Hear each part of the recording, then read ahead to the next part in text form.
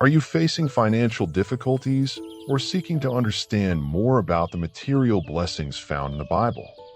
I've gathered some Bible verses to help guide you as we explore the powerful words of blessing in Genesis to Deuteronomy.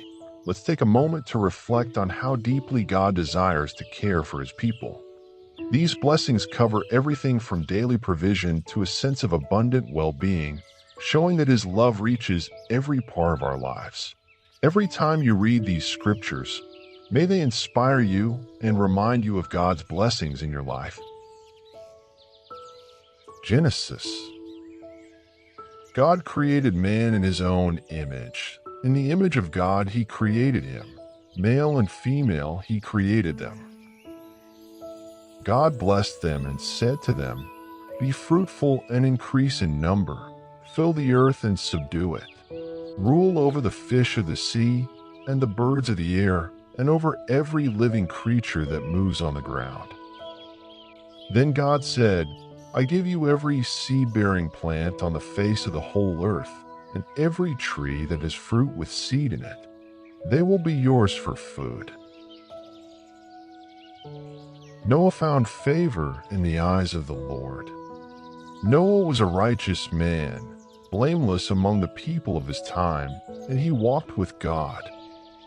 God blessed Noah and his sons, saying to them, "Be fruitful and increase in number, and fill the earth. The fear and dread of you will fall upon all the beasts of the earth and all the birds of the air, upon every creature that moves along the ground, and upon all the fish of the sea. They are given into your hands. Everything that lives and moves will be food for you. Just as I gave you the green plants, I now give you everything." The Lord had said to Abram, "Leave your country, your people, and your father's household, and go to the land I will show you. I will make you into a great nation, and I will bless you. I will make your name great, and you will be a blessing. I will bless those who bless you, and whoever curses you I will curse, and all peoples on earth will be blessed through you." Abram had become very wealthy in livestock and in silver and gold. Now Lot, who was moving about with Abram, also had flocks and herds and tents. But the land could not support them while they stayed together, for their possessions were so great that they were not able to stay together. So Lot chose for himself the whole plain of the Jordan and set out toward the east. The two men parted company. The Lord said to Abram after Lot had parted from him, "Lift up your eyes from where you are and look north and south, east and west. All the land that you see I will give to you and your offspring forever. Go walk through the length and breadth of the land, for I am giving it to you." He said, "I am Abraham's servant. The Lord has blessed my master abundantly, and he has become wealthy. He has given him sheep and cattle, silver and gold, male and female servants, and camels and donkeys. My master's wife Sarah has borne him a son in her old age, and he has given him everything he owns." The Lord appeared to Isaac and said, "I will be with you and will bless you.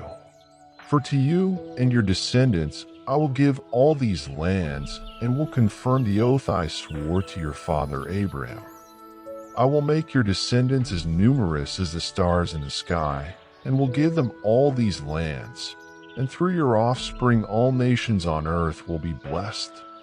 Because Abraham obeyed me and did everything I required of him, keeping my commands, my decrees, and my instructions." Isaac planted crops in that land, and the same year reaped 100-fold, because the Lord blessed him. The man became rich, and his wealth continued to grow until he became very wealthy. When Isaac was old and his eyes were so weak that he could no longer see, Isaac said, "I am now an old man and don't know the day of my death.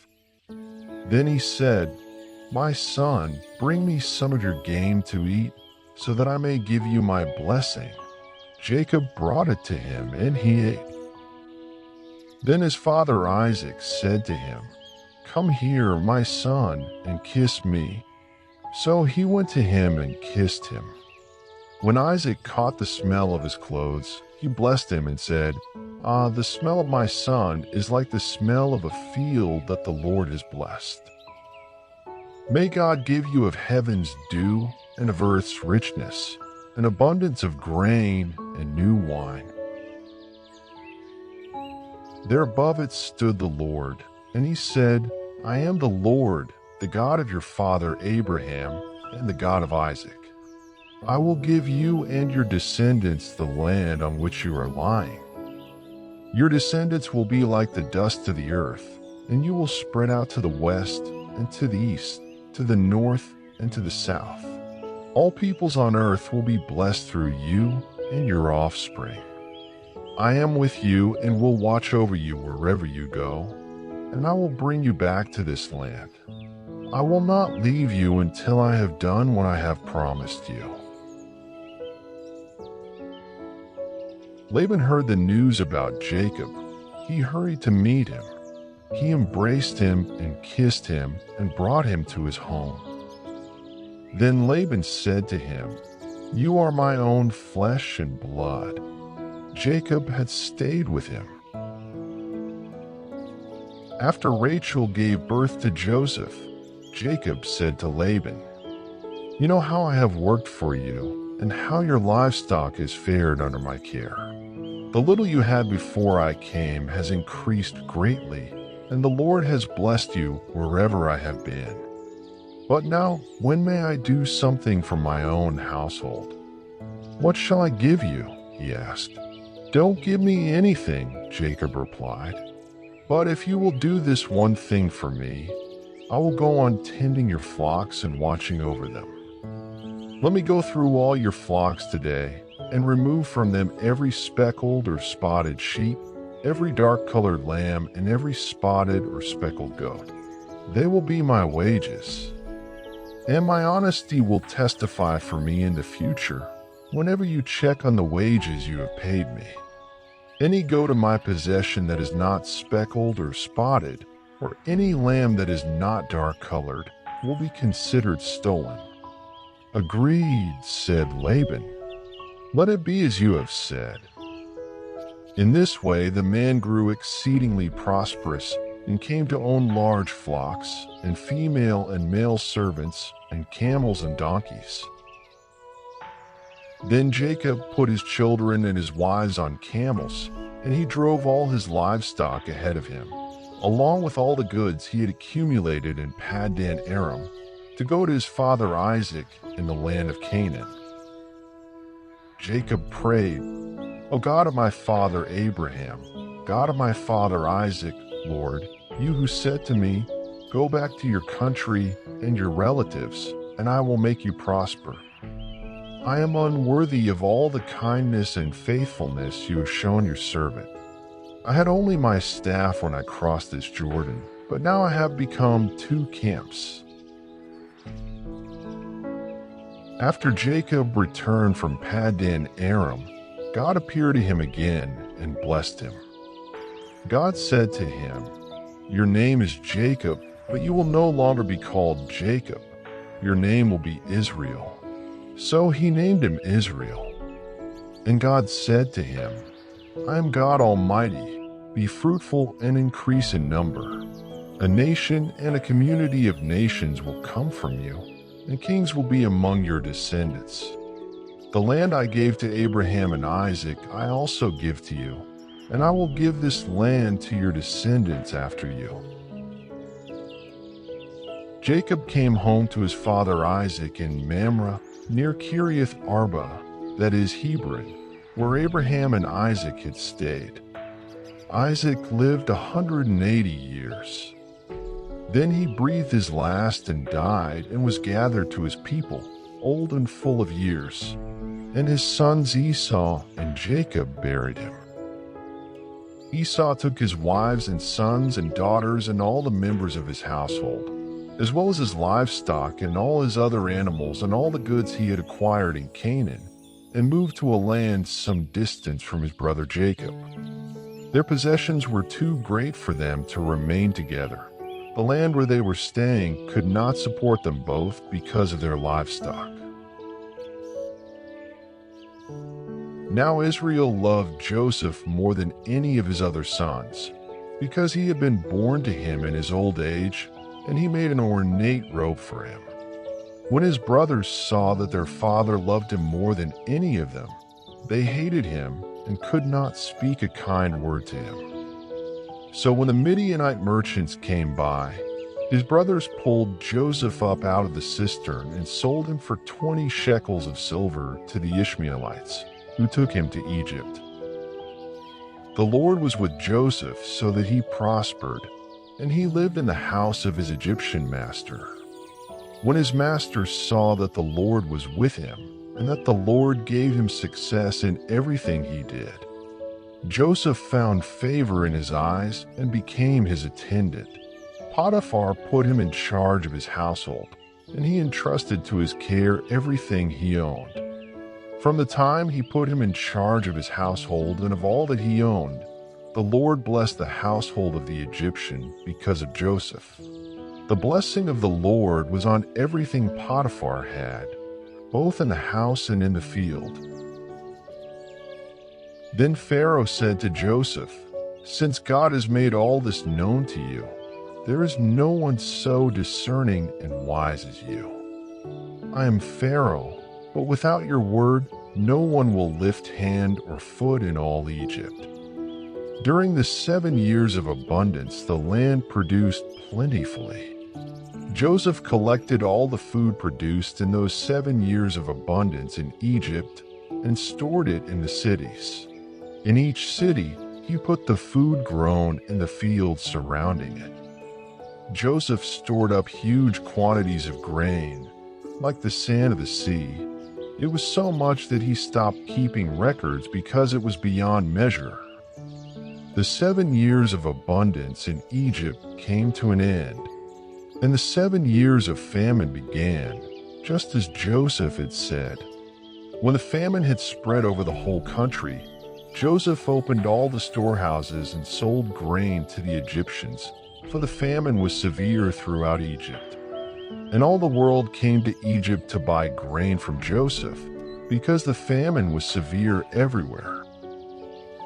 When Jacob learned that there was grain in Egypt, he said to his sons, "I have heard that there is grain in Egypt. Go down there and buy some for us, so that we may live and not die." Pharaoh said to Joseph, "Your father and your brothers have come to you, and the land of Egypt is before you. Settle your father and your brothers in the best part of the land. Let them live in Goshen." So Joseph settled his father and his brothers in Egypt and gave them property in the best part of the land, the district of Ramesses, as Pharaoh directed. Joseph also provided his father and his brothers and all his father's household with food, according to the number of their children.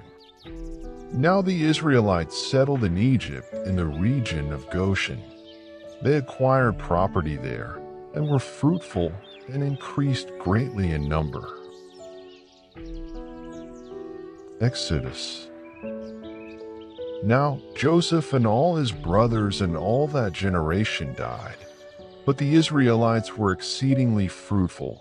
They multiplied greatly, increased in numbers, and became so numerous that the land was filled with them. Then a new king, to whom Joseph meant nothing, came to power in Egypt. "Look," he said to his people, "the Israelites have become far too numerous for us." So they put slave masters over them to oppress them with forced labor. And they built Pithom and Ramesses as store cities for Pharaoh. But the more they were oppressed, the more they multiplied and spread, so the Egyptians came to dread the Israelites. The king of Egypt said to the Hebrew midwives, whose names were Shiphrah and Puah, "When you are helping the Hebrew women during childbirth on the delivery stool, If you see that the baby is a boy, kill him. But if it is a girl, let her live." The midwives, however, feared God and did not do what the king of Egypt had told them to do. They let the boys live. So God was kind to the midwives, and the people increased and became even more numerous. And because the midwives feared God, He gave them families of their own. During that long period, the king of Egypt died. The Israelites groaned in their slavery and cried out, and their cry for help because of their slavery went up to God. God heard their groaning, and He remembered His covenant with Abraham, with Isaac, and with Jacob. He said, "I am the God of your father, the God of Abraham, the God of Isaac, and the God of Jacob. Now the cry of the Israelites has reached me, and I have seen the way the Egyptians are oppressing them. So now go. I am sending you to Pharaoh to bring my people, the Israelites, out of Egypt. And I will make the Egyptians favorably disposed toward this people, so that when you leave you will not go empty-handed. Every woman is to ask her neighbor and any woman living in her house for articles of silver and gold and for clothing, which you will put on your sons and daughters, and so you will plunder the Egyptians. Tell the people that men and women alike are to ask their neighbors for articles of silver and gold." The Israelites did as Moses instructed and asked the Egyptians for articles of silver and gold and for clothing. The Lord had made the Egyptians favorably disposed toward the people, and they gave them what they asked for, so they plundered the Egyptians. Moses led Israel from the Red Sea, and they went into the desert of Shur. For 3 days they traveled in the desert without finding water. When they came to Marah, they could not drink its water because it was bitter. So the people grumbled against Moses, saying, "What are we to drink?" Then Moses cried out to the Lord, and the Lord showed him a piece of wood. He threw it into the water, and the water became fit to drink. The whole Israelite community set out from Elim and came to the desert of Sin, which is between Elim and Sinai, on the 15th day of the 2nd month after they had come out of Egypt. In the desert, the whole community grumbled against Moses and Aaron. The Israelites said to them, "If only we had died by the Lord's hand in Egypt. There we sat around pots of meat and ate all the food we wanted. But you have brought us out into this desert to starve this entire assembly to death." The Lord said to Moses, "I have heard the grumbling of the Israelites.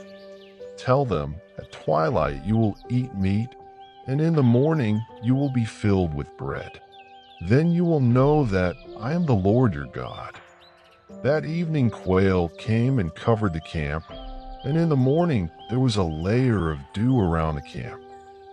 When the dew was gone, thin flakes like frost on the ground appeared on the desert floor. When the Israelites saw it, they said to each other, "What is it?" For they did not know what it was. Moses said to them, "It is the bread the Lord has given you to eat." The whole Israelite community set out from the desert of Sin, traveling from place to place as the Lord commanded. They camped at Rephidim, but there was no water for the people to drink. The Lord answered Moses, "Go out in front of the people. Take with you some of the elders of Israel, and take in your hand the staff with which you struck the Nile, and go. I will stand there before you by the rock at Horeb. Strike the rock, and water will come out of it for the people to drink." So Moses did this in the sight of the elders of Israel. God spoke all these words. "I am the Lord your God, who brought you out of Egypt, out of the land of slavery, showing love to 1,000 generations of those who love me and keep my commandments. Worship the Lord your God, and his blessing will be on your food and water. The Lord said to Moses, "Leave this place, you and the people you brought up out of Egypt, and go up to the land I promised on oath to Abraham, Isaac, and Jacob, saying, I will give it to your descendants. I will send an angel before you and drive out the Canaanites, Amorites, Hittites, Perizzites, Hivites, and Jebusites. Go up to the land flowing with milk and honey." Leviticus. The Lord said to Moses, at Mount Sinai, "Speak to the Israelites and say to them, when you enter the land I am going to give you, the land itself must observe a Sabbath to the Lord. For 6 years sow your fields, and for 6 years prune your vineyards and gather their crops. But in the 7th year the land is to have a year of Sabbath rest, a Sabbath to the Lord. Do not sow your fields or prune your vineyards. Follow my decrees and be careful to obey my laws, and you will live safely in the land. Then the land will yield its fruit, and you will eat your fill and live there in safety." You may ask, what will we eat in the 7th year if we do not plant or harvest our crops? I will send you such a blessing in the 6th year that the land will yield enough for 3 years. If you follow my decrees and are careful to obey my commands, I will send you rain in its season, and the ground will yield its crops and the trees their fruit. Your threshing will continue until grape harvest, and the grape harvest will continue until planting, and you will eat all the food you want and live in safety in your land. I will look on you with favor and make you fruitful and increase your numbers, and I will keep my covenant with you. You will still be eating last year's harvest when you will have to move it out to make room for the new. Numbers. The Lord bless you and keep you. The Lord make his face shine on you and be gracious to you. The Lord turn his face toward you and give you peace.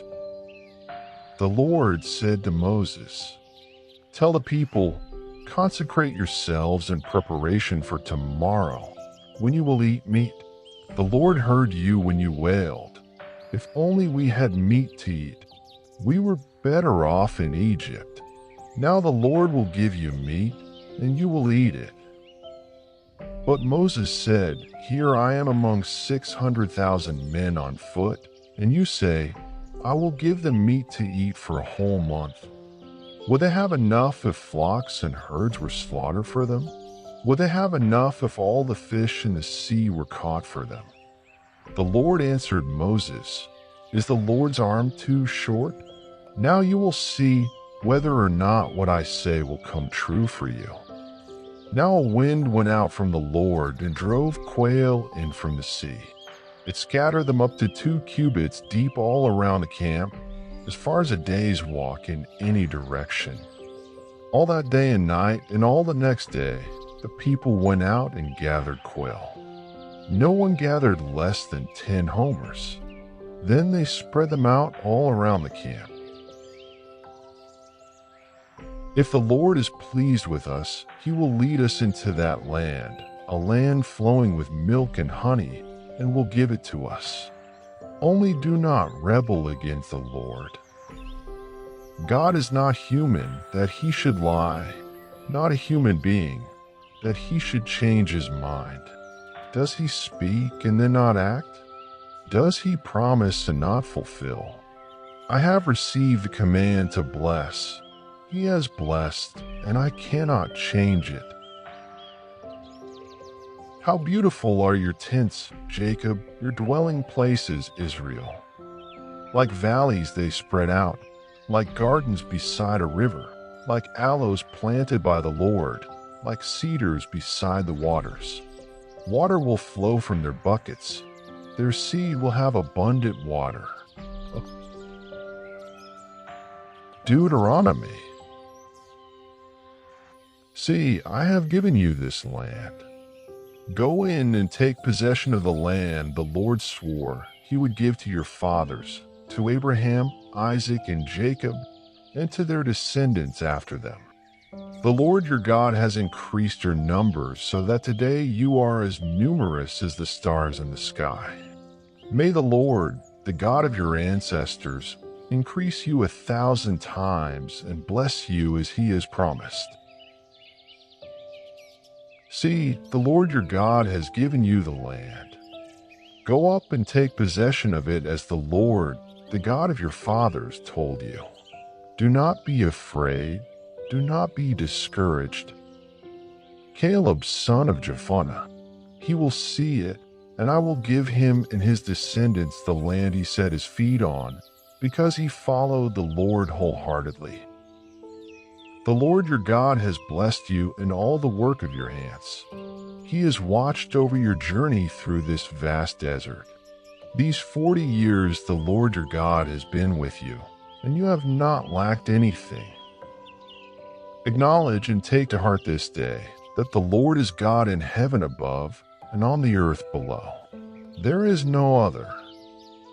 Keep his decrees and commands, which I am giving you today, so that it may go well with you and your children after you, and that you may live long in the land the Lord your God gives you for all time. So be careful to do what the Lord your God has commanded you. Do not turn aside to the right or to the left. Walk in all the way that the Lord your God has commanded you, so that you may live and prosper and prolong your days in the land that you will possess. Hear, O Israel, and be careful to obey, so that it may go well with you, and that you may increase greatly in a land flowing with milk and honey, just as the Lord, the God of your fathers, promised you. When the Lord your God brings you into the land he swore to your fathers, to Abraham, Isaac, and Jacob, to give a land with large, flourishing cities you did not build, houses filled with all kinds of good things you did not provide, wells you did not dig, and vineyards and olive groves you did not plant, then when you eat and are satisfied, be careful that you do not forget the Lord, who brought you out of Egypt, out of the land of slavery. Fear the Lord your God. Serve him only and take your oaths in his name. If you pay attention to these laws and are careful to follow them, then the Lord your God will keep his covenant of love with you, as he swore to your forefathers. He will love you and bless you and increase your numbers. He will bless the fruit of your womb, the crops of your land, your grain, new wine and oil, the calves of your herds, and the lambs of your flocks in the land that he swore to your forefathers to give you.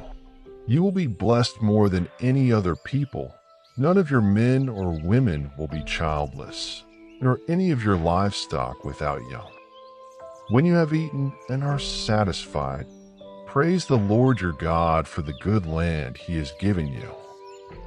Otherwise, when you eat and are satisfied, when you build fine houses and settle down, and when your herds and flocks grow large, and your silver and gold increase, and all you have is multiplied, then your heart will become proud, and you will forget the Lord your God, who brought you out of Egypt, out of the land of slavery.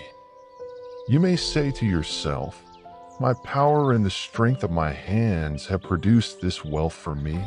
But remember the Lord your God, for it is he who gives you the ability to produce wealth, and so confirms his covenant, which he swore to your forefathers as it is today. So if you faithfully obey the commands I am giving you today to love the Lord your God, and to serve him with all your heart and with all your soul, then I will send rain on your land in its season, both autumn and spring rains, so that you may gather in your grain, new wine and oil. I will provide grass in the fields for your cattle, and you will eat and be satisfied. However, there should be no poor among you, for in the land the Lord your God is giving you to possess as your inheritance, he will richly bless you.